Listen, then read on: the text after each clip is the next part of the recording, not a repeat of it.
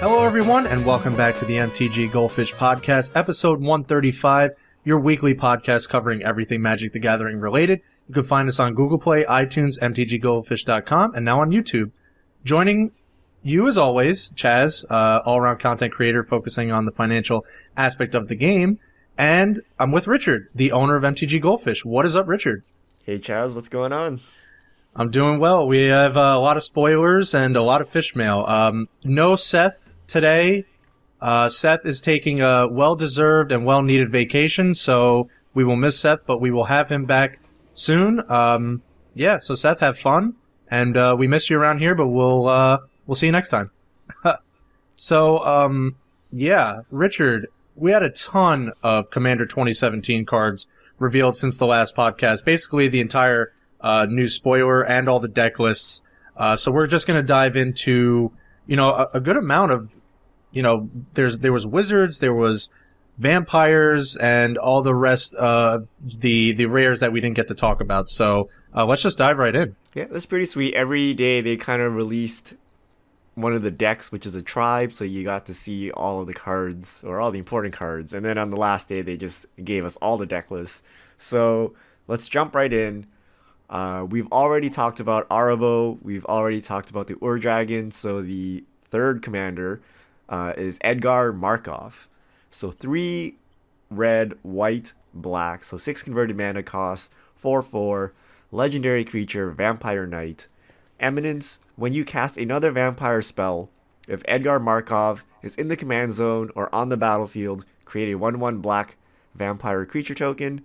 First strike, haste. When Edgar Markov attacks, put a +1/+1 counter on each vampire you control. So my immediate, we talked about this last week, Richard. At this point, all of the Eminence commanders that we're going to talk about, not just Edgar, but here in a few moments, they're really great.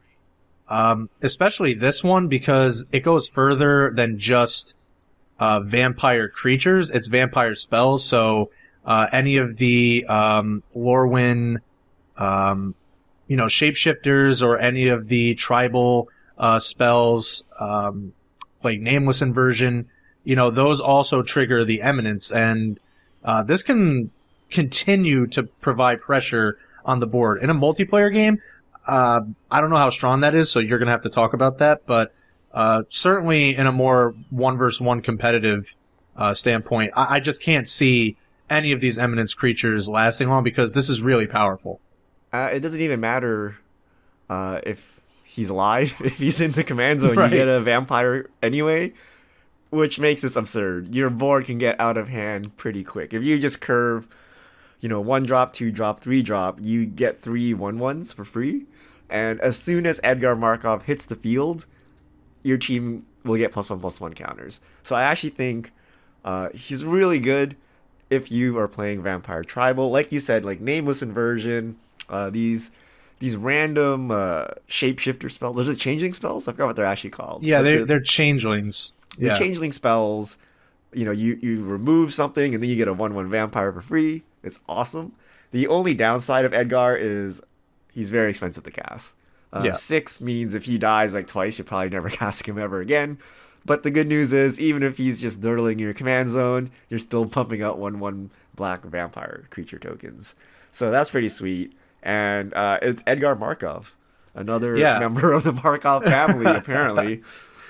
Apparently. So add another checklist to the flavor win for you, because I always love seeing these different characters that we never have seen before, but are always kind of in the story. And they always use these commander products now to kind of either reintroduce us to old characters or introduce us to new characters that we know about but never seen before. Yeah, and he's Mardu, so he hits all the vampires, like the black ones, the red ones, and the new white ones. So none are left out. So I like that as well. I do too. So next we have the wizard face card, Inala Archmage Ritualist. 2 blue, black, red. So 5 converted mana cost, 4/5, legendary creature, human wizard. Eminence, when another non-token wizard enters the battlefield under your control, if Inala is in your command zone or on the battlefield, you may pay 1. If you do, create a token that's a copy of that wizard. That token gains haste, exile it at the beginning of the next end step. Tap 5 untapped wizards you control. Target player loses 7 life. I might be the only one to say this, but I did not expect a card like this to represent the wizard tribe. And this goes even past the Nala. A lot of the wizard designs, maybe except for one of them that we'll talk about in a minute, really screamed like wizard to me, and I think that's actually a good thing, because I kind of like the break that these wizards, you can kind of see that they wanted to design them to not just be the typical wizards we've seen in Magic's history, and that they're kind of tapping in to a bunch of different colors. I still love this Eminence because, just Eminence is free for me. I was trying to figure out what kind of wizards would actually benefit, and not many of the, I guess, marquee wizards, like Patron Wizard, Void Mage Prodigy, those type of wizards benefit from Anala's Eminence, but, a lot of the new ones do. Yeah, I actually really like this take on wizards. It's not the make a bunch of wizards, play some anthem effects, and go to town. Like, wizards are usually pretty crappy creatures, like 1/1s, 2/1s, or whatever. They cannot attack, so the ability to tap 5 of them to deal damage is awesome. And a lot of them are like utility creatures with like enter the battlefield triggers and whatnot. So, copying them gives you that extra utility. So I really like the synergy here and where it's going, and it's very unique. It doesn't feel like, a green tribal deck or a black tribal deck or whatever. It's a pretty unique kind of synergy with wizards, because they're just like crappy bodies, right? They don't do anything. They just like meddle around, and they're not really good. So this lets you actually finish the game and do something useful. Yeah, it's almost like they kind of tapped into this whole, obviously it's a ritualist, this Archmage, but this kind of like their, cabal, kind of tapping into that old onslaught theme of this kind of cabal, and they're casting all this weird black magic, and they're obviously it's depicted here. And I really like that tape, because it's not the typical like you said, Richard, play a bunch of little wizards, they're not very good in combat, and then counter a bunch of stuff, and then just kind of whittle people down progressively. These are a very different and kind of a more aggressive take than the traditional wizard. So really interesting design at the very least. All right, so let's move on to legendary creatures, in the respective decks of their tribes. So we have Kess, Dissident Mage, 1 blue, black, red, 4 converted mana costs, Human Wizard, legendary Human Wizard, 3/4, flying. During each of your turns, you may cast an instant or sorcery from your graveyard. If a card cast this way would be put in your graveyard, exile it instead. So, my opinion is already a very popular opinion. I think this card is probably the best commander creature, legendary creature, to come out of all of these commander products. This card is amazing. Having a recurable Snapcaster Mage ability every turn is really nuts. I get that it's 4 mana, and obviously Snapcaster Mage is a lot less and has flash, but just the fact that this keeps recurring every turn, and every turn this card is not dealt with, it gets more progressively more powerful, is really great. And definitely in these colors, you get access to basically a lot of the best spells of Magic. Yeah, I think it's basically a Snapcaster Mage for free every turn. The problem is that it's so expensive, and it is going to die immediately. If you play it on turn 4, you're probably not going to untap with it. And then the next time it's 6 mana. So you're going to need like 10 open mana or something, to play 6 to cast this thing, and then to, flash back whatever you're trying to flash back. So it's as if like Torrential Gearhulk was a commander. It's like just so expensive. I don't know that you'll get any work done with this, because everyone will kill it as soon as they see, they see it, and they look at your graveyard. They're like, sorry, no, we're going to have to deal with this immediately. So in that sense, I don't know how good it will be, but if it's unchecked and you have a bunch of cheap spells in your graveyard, this thing can get out of control. Yeah, there are some spells that you can kind of get away with immediately. Stuff like the Phyrexian mana stuff, cards like Slaughter Pact, those cards you can kind of get away with, before it dies if it's targeted. But yeah, I mean, you're right, Richard. This is definitely prime target number 1 to die immediately. Here's exactly what I would do. 4 mana, cast Dissident Mage, Slaughter Pact, Flashback Slaughter Pack, untap, die my upkeep because I only have 4 mana. Yes, perfect. Exactly. Or you just go the value route. Just go for Gitaxian Probe, and there you go. Get Probe solves everything. Yes. All right, we got a Vampire Soldier, Lisha Sanguine Tribune, 5 red, white, black, so 8 converted mana cost, 4/4. Lisha costs 1 less to cast for each 1 life you gain this turn. First strike, lifelink. Pay 5 life, put 3 +1/+1 counters on Lisha, activate this ability only on your turn and only once each turn. Yeah, so we just talked about Kess that, I kind of feel, and the rest of the community feels is the best to come out of this, but this is certainly my favorite card out of all the commanders.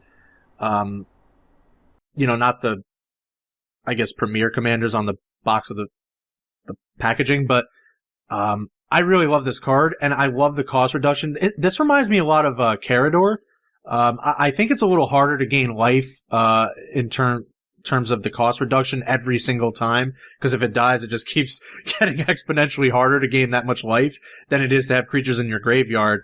But this is a really great twist, and a lot of people really love this character and the setting that it's in, and maybe it's a kind of a foreshadowing to Ixalan or something in the future, but I really love the design of this card, and this card can be really scary if it comes down early, especially in a 1-versus-1 scenario, because it's instantly a 9/9, and it's going to start becoming really hard to kill.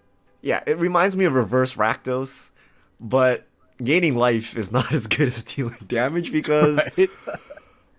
If you gain 5 life, it's a 3 to cast 4/4, which you can immediately pump to a 7/7. But once it dies a couple times, what are the odds that you can gain 7 or 8 life and not be insanely ahead already, right? It's gonna be some weird life gain deck, and I don't know, those typically don't work too well, and if they do, they're usually a combo deck, and in which case you don't need a commander to do anything. So I don't know, it seems weird, but it is sweet because a lot of vampires just naturally have lifelink. So you can build some kind of weird vampire lifelink deck and go full Vorthos here. But as a commander, it's just 8 to cast. If you can't get anything done, you can't get any life. 8 to cast for a 4/4 is pretty weak. Or 8 to cast and 5 life for 7/7. It doesn't even have haste. If it had haste, you can gain your life back, but it doesn't. So if it dies, you're really sad, Panda. Yeah, and I'm sorry, 7/7. I think I said 9/9 before, but yeah, 7/7. But I do like the fact that it kind of is self-sustaining. It has its own life link, where realistically you're only paying 1 life for the ability after you attack.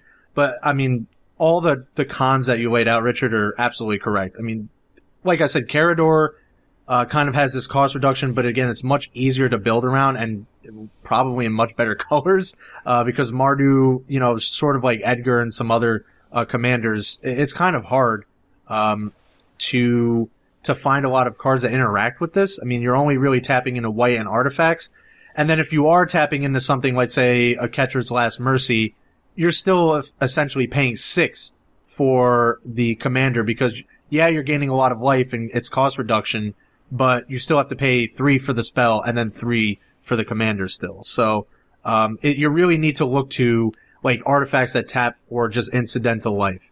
Yeah, I mean, Healing Solve becomes Dark Ritual. Is that that's true. OP? Yeah. Next up, we have Marcel the Pretender, 1 blue, black, red, 4/4, legendary creature, human wizard. When Marcel enters the battlefield, you may exile an artifact or creature from your hand or graveyard and put a cage counter on it. Marcel has all activated abilities of all cards you own in exile with a cage counter on them. You may activate each of these abilities only once each turn. Again, this is really interesting design for a wizard, and I did not know this, but this was a character from I believe the Innistrad. I might be wrong here, but the Innistrad storyline that we never fully knew about, or it's either that or Dominaria. So if any Vorthos are out there upset, I apologize. But this was a character that we've known about but never seen a card for. And it's basically like they took Necrotic Ooze, turned it into a commander, Richard, and then spread it out across 3 colors. So I'm really interested to see where people go with this card because it can get really creative. Yeah, I just like that second clause. That second clause where you can only activate each ability once per turn basically kills like every combo you were imagining with this card. So I don't know, maybe you needed it to be safe, but I think that takes a lot of fun out of it because usually you want to stack a bunch of abilities on the same creature and then just combo out. So I don't know what you can do with this card. I guess we'll have to see what people come up with, but it has potential to be pretty broken. But that second clause, meant to keep it in check, I think will make it less fun than it could be. Yeah, I think so too. I mean, I'm sure folks out there and Commander players will be as creative as they possibly can be with this, but it does have a considerable downside in that second clause. Yeah, the interesting thing is you can combine artifact and creature abilities on the same card now. So maybe even with that restriction, you can find something broken to do. Yeah, and I like, that this card, like, as it continues to die, it gains additional abilities each time it comes into play. So that's really interesting. I like that aspect of the card. Yeah, and you can just blink. You don't need to actually blink too, have your commander die. There are other ways to get more cage counters on things. Next up, we have Mathis Fiendseeker, red, white, black, 3/3, legendary creature, vampire, menace. At the beginning of your end step, put a bounty counter on target creature and opponent controls.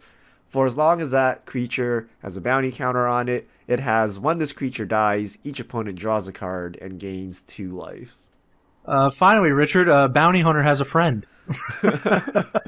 It's been a long time since we've seen like any kind of card use bounty counter. But I like this. This is aggressively costed, 3 for 3 with menace but menace is great, and it kind of immediately gives you some value. You get the bounty counter, and then you can have some instant speed removal, or we keep going back to Slaughter Pact to get that card in 2 life immediately. So I kind of like that aspect of this card, and again, really, really interesting design. I keep saying that. I mean, Wizards has become so great at putting together these commander products and designing these commander products that they always release these really great commanders and all these cards that keep surprising me. I was really down on like tribal in general, but I love these cards so far. Yeah, I really like this as a group hug card. The big problem with group hug is usually some decks are in a better position to take advantage of more cards than other decks. Like, for example, a combo deck, if you give them an extra card, they could probably win the game. If it's a janky tribal deck, the extra card probably doesn't matter. With this, you get to give 3 other players extra cards, and you can single one person out, usually the most powerful person out. Yes. Put bounties on all their stuff. They don't get to draw. They get targeted at the same time, and it levels the playing field and makes group hug, actually a group hug instead of just accelerating one person to win the game. So I actually really like Mathis and their bounty counters. They're like so cool. It's like I put a bounty on your head, someone kill it, and we all get to draw cards and gain life, right? Yeah, it's just countering a big brand, so he just brands them Batman style.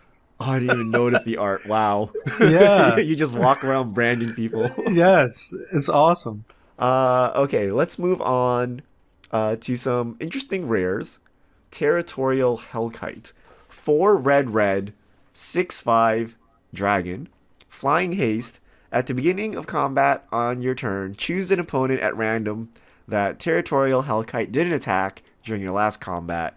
Territorial Hellkite attacks that player this combat if able. You can't choose an opponent this way, or if you can't choose an opponent this way, tap Territorial Hellkite. Yeah, this is pretty awesome. I mean, this is a lot of power and toughness for not a lot of mana. It has haste, so can automatically attack the turn it comes into play. This is a lot of value for 4 mana, and in a multiplayer game, you can just continue to keep attacking because you never are going to attack. Every time you attack someone new, you're able to attack the previous person. So, I really love this card. And then we just started discussing, Richard, that even in like a 1v1 setting, yes, it only attacks every other turn, but it's still a 6/5 flying haste that is fully able to block when it's not attacking, and it can just. It's still like a kind of like a better lightning bolt. Ball lightning. So this card's really scary, and I know you like it too. Yeah, it's really good. I like undercosted flying fat creatures. Like Desecration Demon is one of my favorite creatures of all time. There's so much you can do with it. Like, on top of just hitting people with it, that's really good. 4 mana 6/5 flying haste is a big deal. But you can fling it. You can cast Phyrexian Dreadnought. You can cast any of the, green card draw spells that rely on power. There's all kinds of things you can do with this, even if it can't attack. And in a multiplayer game, you can just attack everyone. It's not a problem.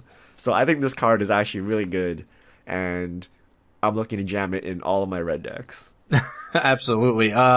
I think even in a 1v1 setting, this can slot into many of the Zergo decks because it's still a great rate for 4 mana.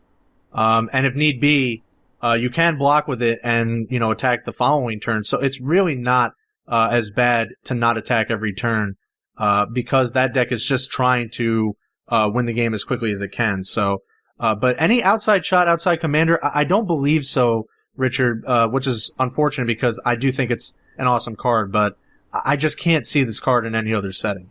Yeah, unless they make Commander legal in Modern. This thing is not going to see play in Legacy or Vintage. I don't think. I mean, someone can come up with something crazy, but it doesn't look obvious to me. A 4 mana 6/5 flying haste. Next up we have Teferi's Protection. 2 and a white, instant. Until your next turn, your life total can't change, and you have protection from everything. All permanents you control phase out. Exile Teferi's Protection. So phasing's back, Richard? Phasing is back, and I believe they said they're changing how phasing works now, so you can actually phase out tokens. Before, if you phased out tokens, they just cease to exist, and anything attached to them, like a Batterskull, would cease to exist as well. But now they're changing that. But yes, they are. Phasing, mechanics we don't understand. I'm surprised banding isn't here. It doesn't go to exile, it just phases out.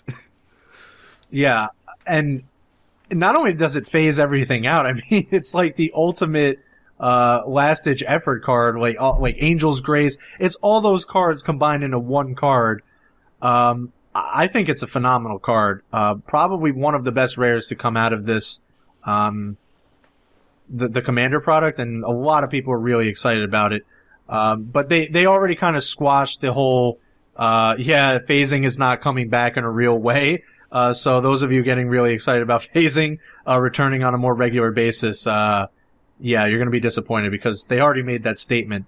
But Richard, does this see some sort of play in like a combo deck in Legacy? Because I'm sure there's a lot of shenanigans, not even shenanigans, just it's overall great value in Commander. But does this see any kind of play in any of the decks currently in Legacy? I have no idea. Or Vintage, for that matter. You have Angel's Grace, so if you need to not die, Angel's Grace usually does the trick. I don't know that you need to, at instant speed, protect your permanents from anything. It doesn't seem obvious to me. So I don't see any uses in Legacy or Vintage. If anyone knows of any, let me know. I think this is definitely a multiplayer card. I really like the phasing aspect. Essentially, it prevents you from using this to cheat death. Like, if someone attacks you for lethal, you use Teferi's Protection, you cheat death that turn. But if there's another player after that player, all your stuff is phased out. You're defenseless. So they're welcome to come in and kill you. But this card can be used for very dirty things. Teferi's Protection, balance. You can balance. You can, you can Wrath of God. You can Armageddon. You can do all kinds of evil things with floating mana and this thing phased out. So I don't. This is not a fun card. If someone casts this, you're in for a bad time. I don't see it being cast as an Angel's Grace. I see it being cast as, a one-sided board wipe or a one-sided Armageddon or something like that. Or to counter your opponent's nasty Yep. spells. Apocalypse comes to mind, those kind of cards. Yep. Yeah, it's really powerful. Next up, we have Kindred Boon, 2 white enchantment. As Kindred Boon enters the battlefield, choose a creature type. 1 and a white, put a divinity counter on target creature you control of the chosen type. Each creature you control with a divinity counter on it has indestructible.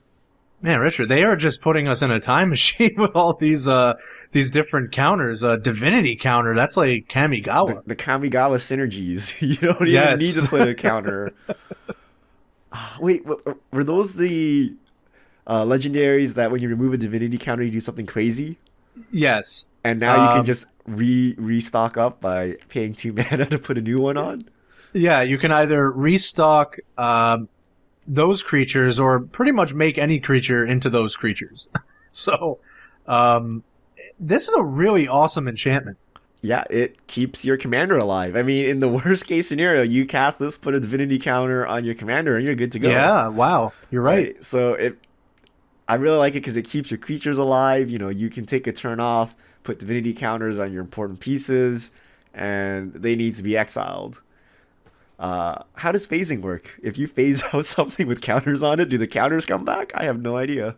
I am not sure. This is why I'm so surprised they brought back phasing. I believe they do. I don't know now. Huh, that's interesting. I don't do enter the battlefield triggers happen? Do you still maintain your counters? Are you still tapped? I have no idea what happens when you phase it out. It's been too long. So, interesting. Yeah, I mean, the reminder text is, while they're phased out, they're treated as though they don't exist. They phase in before you untap during your untap step.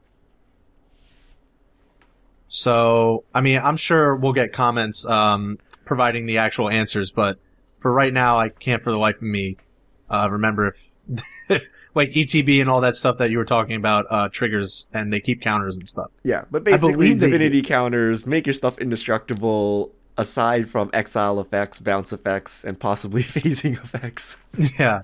Oh, what was that cycle, Richard? I'm probably butchering it, but Myojin? The Myojins? It was the Kamigawa cycle of god things. Or I don't know what they were.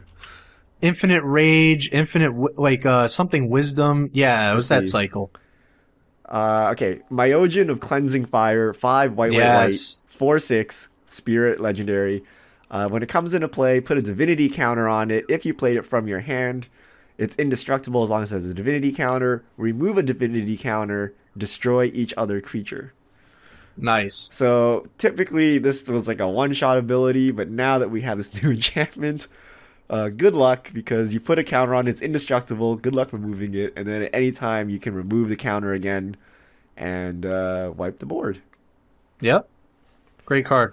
So Kamigawa Spirits making a comeback. Yes, absolutely. Here's one of my new favorite cards, New Blood. 2 black sorcery. As an additional cost to cast New Blood, tap an untapped vampire you control. Gain control of target creature. Change the text of that creature by replacing all instances of one creature type with vampire. The flavor, Richard, it's just too much. Olivia, the art is amazing. I love this control magic in like kind of a different color and a new take on it. It's really awesome.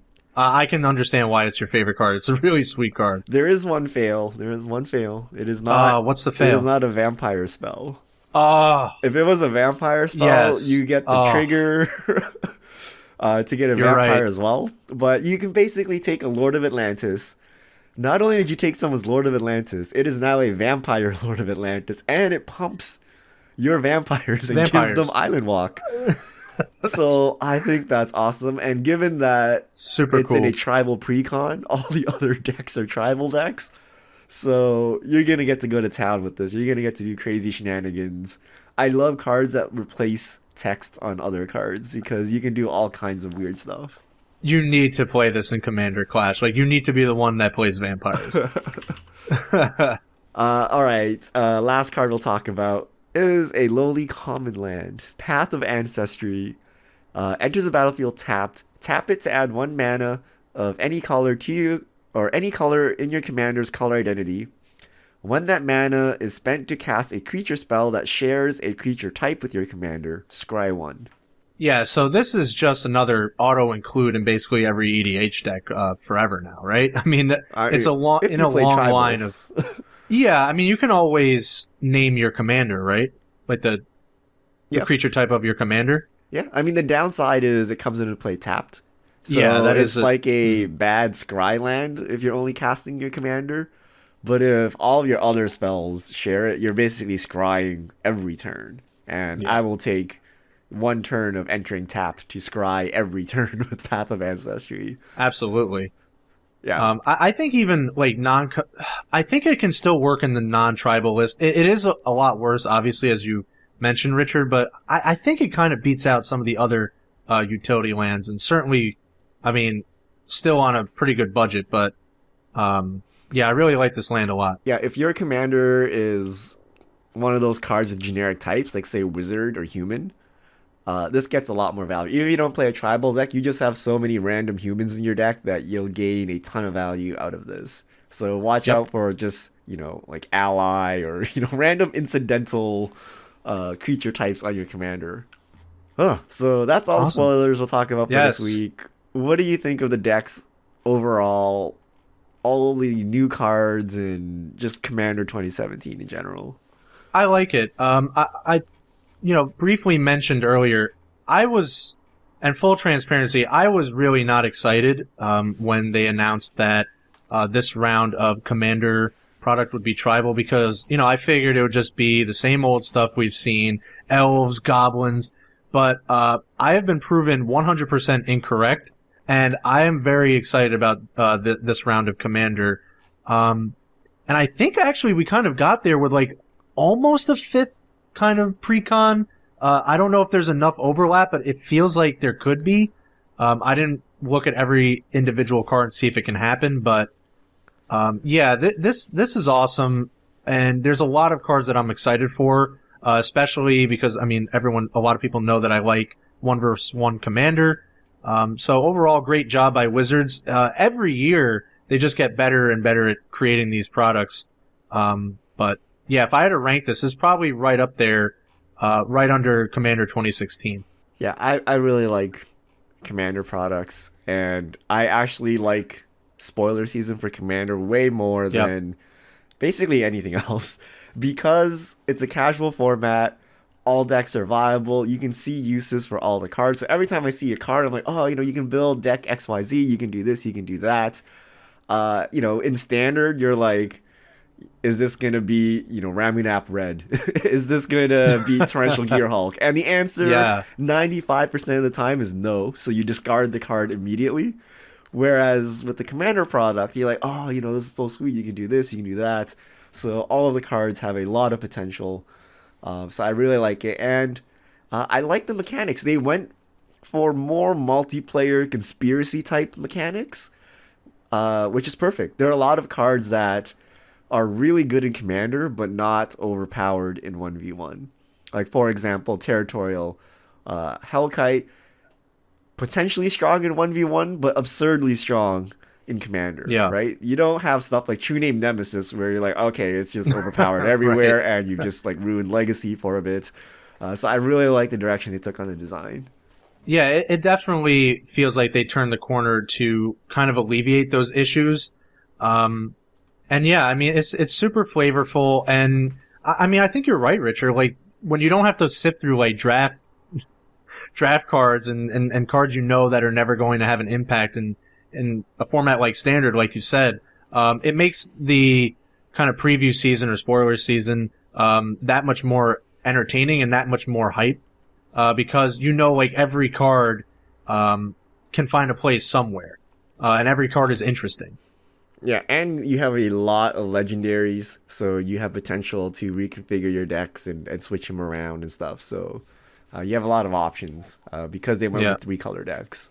last thought. I know maybe not any of the cards we talked about, Richard, but I know you have that spike in you. Anything that can remotely see play that you're sure of outside of Commander. I know we discussed like Alms Collector and even the Leonin Stalker, but are you still thinking there's not much, or do you really think there's one card out of all these cards that can get there?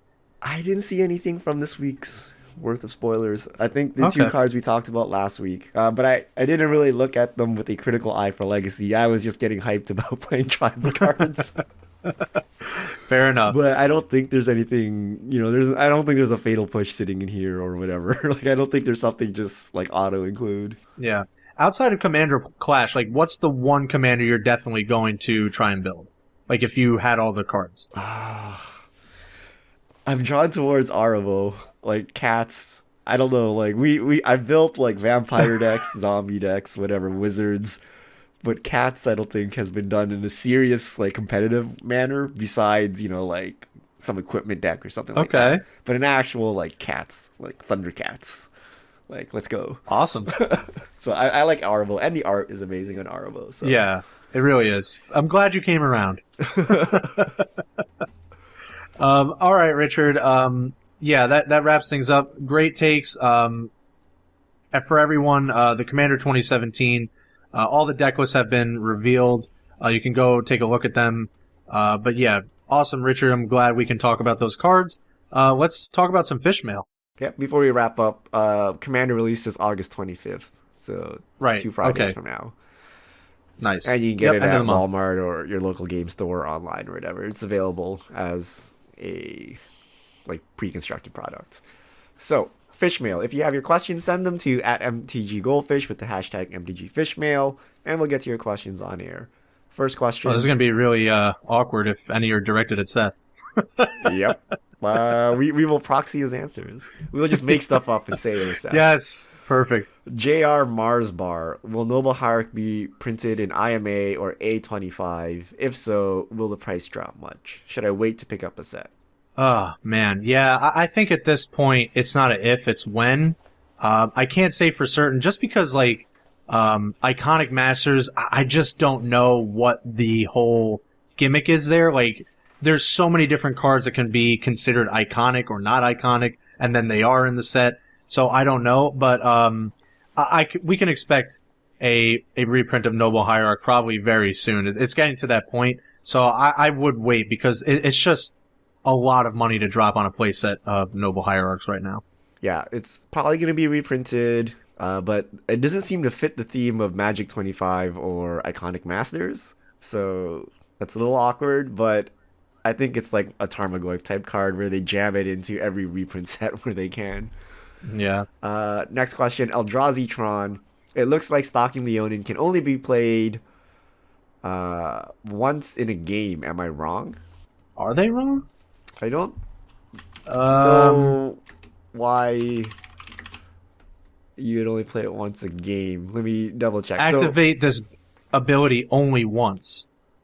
But I think that's for that instance of the card. Yeah, no? It's only so when you play a new Stalking Leonin, you can do it again, or if it, whatever. Like, it only counts for that one card. So I think you can do it multiple times.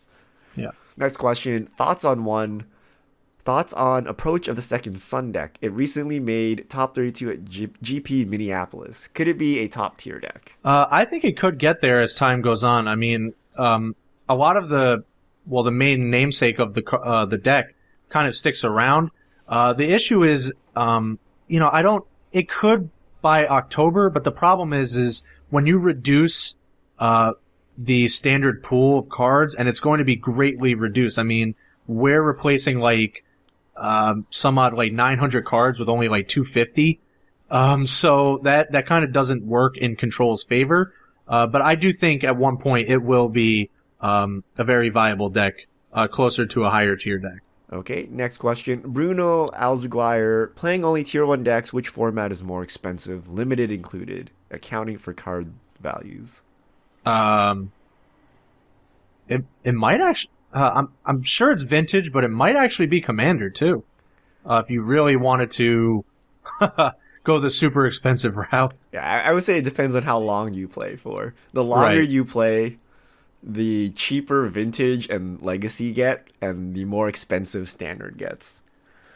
So if you're just playing, if you're just playing for 6 months or whatever, vintage looks absurdly expensive. But if you need to buy standard decks for 6 years, I'm pretty sure that far exceeds any vintage deck that you could put together. Or maybe not vintage, legacy for sure. Vintage is a little expensive. So I actually think standard is the hidden answer here. But standard's been cheap recently, so Yeah, it just has that attrition added to you it. just got to keep building new decks and buying new cards Yeah. every couple months, right? Yep. Next question from T Laser: would it be great if new unset was cards making fun of content creators, like the Olive Flinger? That would be really awesome. That would be I hope cool, they but do I don't think they would do it because it has Yeah. to A, last forever, and B, appeal to everyone, and C, everyone has to understand it, which I don't think that's true. But like I said before, I'm actually curious how the jokes will play out because I don't know what they would do in 2017 for jokes and humor in a card game product made for ages, what is it, 13 and up? Yeah, and a very different time than the original unsets. No more fart jokes, or maybe they keep with the tradition. Probably not. It's like weird, cheesy 90s, like cracked humor or whatever. They could, yeah, add those in. At 69 Griggs 420, outside of common for Pauper, why do rarity of cards in precons matter? Why not just have a precon rarity? The only reason they matter is for, yeah, basically Pauper, but there is not really a huge significance about common. The only other reason I can think of is they I believe it was Marrow that said that they try to include a lot of the common level cards across different just talking about Commander, across different Commander products for that year. But other than that, yeah, it really doesn't have a huge significance. Yeah, I think it's for new players. As a Yeah. new player, you know that mythics are more powerful than rares, which are more powerful than uncommons, and etc. As an experienced player, yeah, it basically does nothing. But so I think it's for new players to know that, hey, this mythic cat is probably really strong. Let me put it in my deck and try stuff. Right. Josh Sick, Saffron Olive, my vote for the most confusing card is Ice Cauldron. Do you know what Ice Cauldron? Oh, that's a good one. Do you know what the I Oracle don't text actually know. says? And do you know what it Oh. actually does? I know it's a lot of stuff. So I pulled up the card on MTG Goldfish. There is so much text on it that I cannot read it. So I remember that card has a ton of text. okay, but here we go. I Ice don't Age. have any idea. I think I actually own one of these. 4 converted mana cost. X and tap. Put a charge counter on Ice Cauldron and exile a non-land card from your hand. You may cast that card for as long as it remains exiled. Note the type and amount of mana spent to pay this activation cost. Activate this ability only if there are no charge counters on Ice Cauldron. Tap, remove a charge counter from Ice Cauldron. Add Ice Cauldron's last noted type and amount of mana to your mana pool. Spend this mana only to cast the last card exiled with Ice Cauldron. Holy crap. But you can only exile lands, right? Non-land. Oh, not land. You essentially get to exile yeah. something, and then you can tap it to add the mana cost of that card back to recast. Yeah, basically. Yeah, basically. It's like a lot of the... Actually, I think we talked about this. One of those cards that has an absurd amount of text, but actually doesn't do like anything crazy. Yeah, I don't know why they would format it like this. I mean, I guess that was it's really basically exile a card, and then you may play it again for free. But yeah, that's what happens in Ice Age. And the art Yep. is crazy. It's like the Wicked Witch. Oh, good old cards. All right, Yes. Sether 455556. If you own a copy of a card and have multiple decks that need that card, is it okay to make proxies for the other decks? For playtesting purposes, yes, and it should be noted that and very clear that it is a proxy card. Yeah, that's what I do. Depends. Like, say I have Absent and Jund, and I have only 4 Thought Seizes. I'll just write Thoughtseize on, the back of 4 lands, put them in the other deck, and then when I play my deck for F&M, I actually just search out all the proxies and then swap them. So that way I know what's in my decks, so I don't have to wonder, like, what is this, like, 44 card deck? What are the missing cards? But I can just swap out the proxies. If you're playing with your friends or your casual group or whatever, you can just ask, like, is it okay if I use the proxies because I have the Thoughtseizes over here? But for F&M and stuff, you can't, so I actually just swap them out. Yep. Viper Johnny B, how cool would it be if the next unset has shout out to YouTubers, Scoops gets a card, Wedge gets a card, TCC is a land. So we talked about that. It would be pretty cool, but I don't know that they would do it. My own revival, what would each of you consider to be your most embarrassing punts? Keep up the awesome work. Oh, thank you. Most embarrassing punt. Good thing it's not on a stream or recorded on MTGO anywhere. But I think the last time I played Storm, I dropped the combo. So, because I really didn't understand, and this is probably why I never played Storm ever again or any kind of combo deck. And it was really embarrassing just because, going into it, I kind of knew what I should have been doing, but I didn't, and I sequenced the cards the wrong way and ended up, fizzling out. It was really awful. Yeah, I think the worst is the forget to crack a fetch brainstorm, where you brainstorm, put 2 cards back, you have a fetch up, and your intent was to crack the fetch and, dig 3 more cards. Then I forget to crack the fetch. I brainstorm, I look at the 2 cards I put back on top, and I'm like, uh-oh. And then your opponent knows because they see the fetch land that you didn't crack. So, yeah. Just like mechanical stuff that goes wrong. Strategical punts are harder because your opponent usually they may or may not know you did it, but the mechanical ones, you're like, oh crap. And then that's when you shame, scoop, and concede.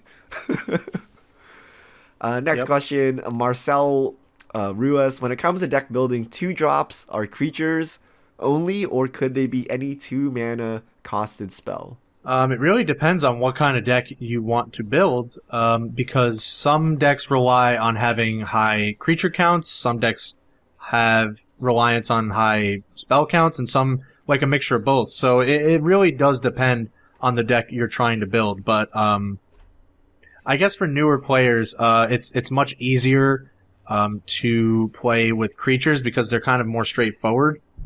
But I don't know these days. maybe they gravitate towards spells. Yeah, people usually refer to something you can do. So just any 2-mana spell. Well, you basically don't want to spend turn 2 doing nothing. So either you cast a creature, you cast a removal spell, you cast an artifact or something. So usually 2-drops are just anything. Tidal Wave 87. Why do you think the new gods aren't seeing any play in the tournament scene? Probably because they're outclassed by the Gearhulks, at least for now. And I do think, again, looking towards rotation, that some of them will start to see more play. And I do believe already that Hazoret and Ronas see some amount of play. I mean, Hazoret was a key card in Ravenat Red, and that was a Pro Tour winning deck. So, but again, maybe more gods in the future. When rotation comes around, they'll see more play. All right, next question from Random Keho. With upcoming rotation, which card should I pick up? One from Shadows of Innistrad, Battle for Zendikar, Block for Modern. Likewise, which cards from Kaladesh and Amonkhet should I pick? Ooh. Unfortunately, a lot of the cards from Shadows over Innistrad and the BFZ block already have started to increase, namely cards like Collective Brutality, a lot of the Eldrazi cards. So that was kind of my first pick for cards that you would want to hold on to.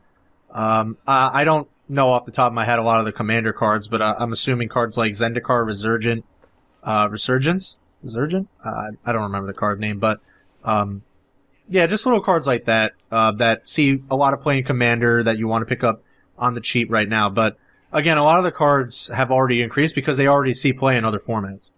All right. Next question from the Fallen 3274. Maybe because Standard wasn't the best, all of the good unique cards go to Commander. I think that just means you're a casual player that likes multiplayer fun. Yes. Because that's how I feel too. I think all the cool cards are in Commander 2017, and like I said before, it's because you don't have to compare them to Torrential Gear Hulk. You don't have to, compare them to Smuggler's Copter of Standard Old or whatever. You just get to play with fun, cool cards. Yeah, that's a really great point, Richard. Next question, Quilted Train. Is anyone annoyed that 4 commander decks are the new norm with 2 colored allies being skipped? So, yeah. Wait, 4 commander decks?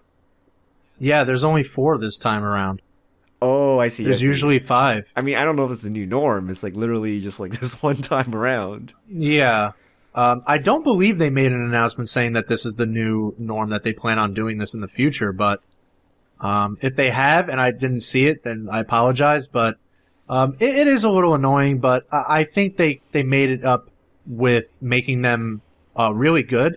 All of the Commander product this time around are really good. So, yeah, it kind of sucks, but I think they make it up by the quality of the product. All right, next question. Ace and Bureaucrat, which upcoming product is each of you most and least excited about? Commander 2017, Ixalan, Dual Decks, Iconic Masters. What's V17? What's the new from the vault? Oh, man, I don't even know. I forgot. Hold on, I'll look it up. The new Unset, M25, Dominaria, M19. 19.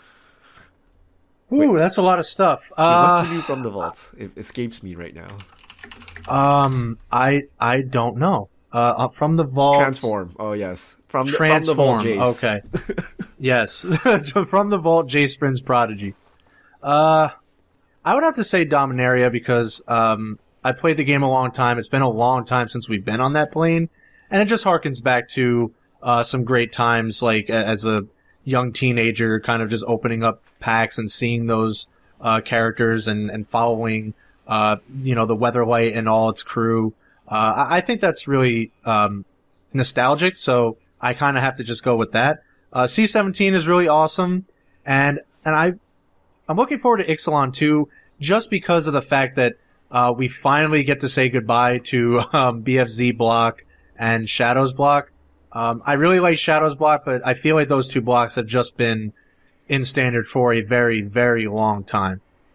Yeah, for me, Dominaria, hands down, kind of similar to you. That's the kind of era I started playing Magic in. I want to see more Urza stuff. We can go back to Red Dwarves on Dominaria, like yes, Yawgmoth, just like all the crazy stuff. Teferi and company. We saw a hint of it in Commander 2017. I'm ready for a full-blown block of this stuff. Would you be adverse to, and I've always thought about this, would you be adverse to them kind of phrasing cards like they used to do? Like, wouldn't that just be awesome sometimes? It's just, what does this do? I hope they do that for masterpieces, but not for the main set. Okay. Like, because it's, like, so confusing for new players to... Right. Ice Cauldron, you're like, what is this? Right? It's like, hold on, like, time out, let me read this for 5 minutes. But I think if they made the masterpieces like the old style border with the old templating, that would be perfect. Maybe throw in some interrupts. No, but I don't know, right? Like, they need to throw back to the old school Magic somehow, and I think masterpieces is the best place to do it. I think you and I are in agreement then, Richard. Don't give us any fancy borders. Don't give us any crazy text. Just give us the old school version, old frame. Make it foily or whatever, and like a masterpiece style. Just give us the old card. Yeah, no foils in their foils original form. I'm sorry, no foils. Oh, you're right. Yes, you're right. Next question, Random Keho. What would an MTGO player's reaction be if they saw this when they tried to play Moto, and it's a picture of the Hearthstone UI saying all tables are full. There should be an empty seat in about 15 minutes.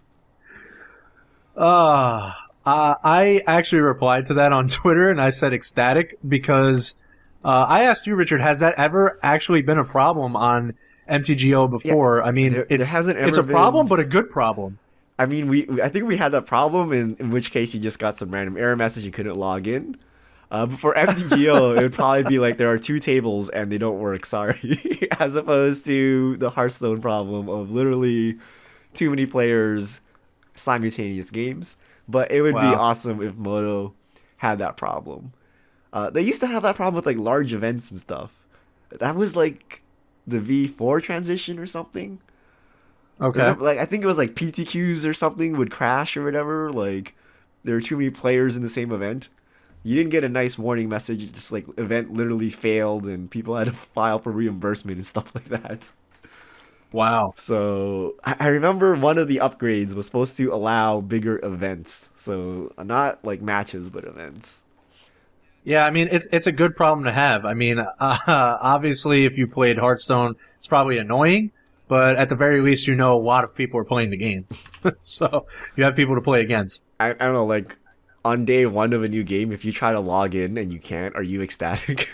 You know, it's like, yeah, I just got the new Diablo, Yeah, error. Oh, I just got the new Final Fantasy, can't log in. Oh, I just got the new WoW, can't log in.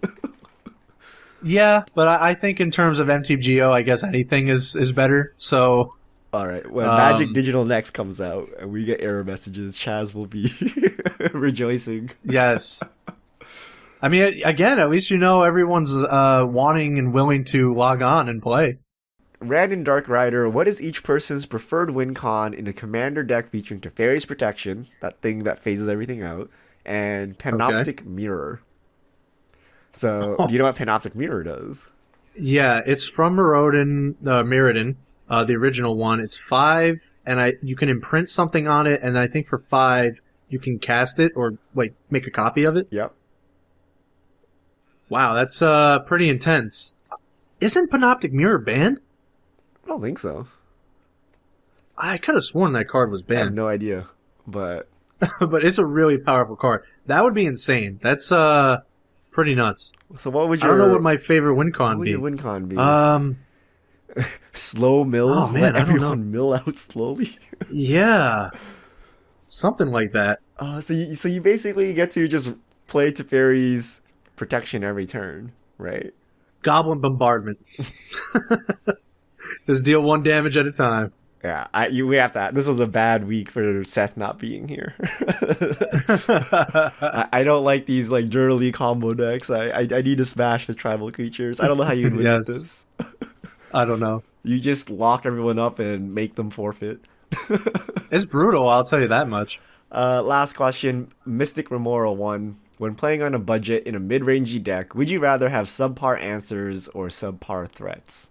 Ooh, subpar answers. I think if your threats are premier cards, using like, let's say, if you had to make a choice between some random 5-drop like draft junk or the Scarab God, I think you want to lean towards real prime threats. Yeah, I think good creatures, poor removal, because in the backup case, your good creature can block and acts as like pseudo removal. If you have a Tarmogoyf, it can just hold the fort, and you can use, say, Shock instead of Lightning Bolt, or Hero's Downfall instead of Terminate or something, and it's not as bad. Whereas if you're playing, I don't know what budget Tarmogoyf is, like Hooting Mandrills or something, it just doesn't like match up as well. Right. So I would go with subpar answers, because the subpar answers usually aren't that subpar. Like it's only slightly worse. That's all our fish I roll for think this so week. too. So thank you everyone for sending them in. Yeah, thanks everyone. Oh, that was a lot, Richard, but really great questions. Glad we can answer them together. All right, that will wrap it up for this week. We will see you all next time. Seth will be back. Richard, it was a pleasure. And this is going to be the MTG Goldfish Crew signing out. We will see you all next time.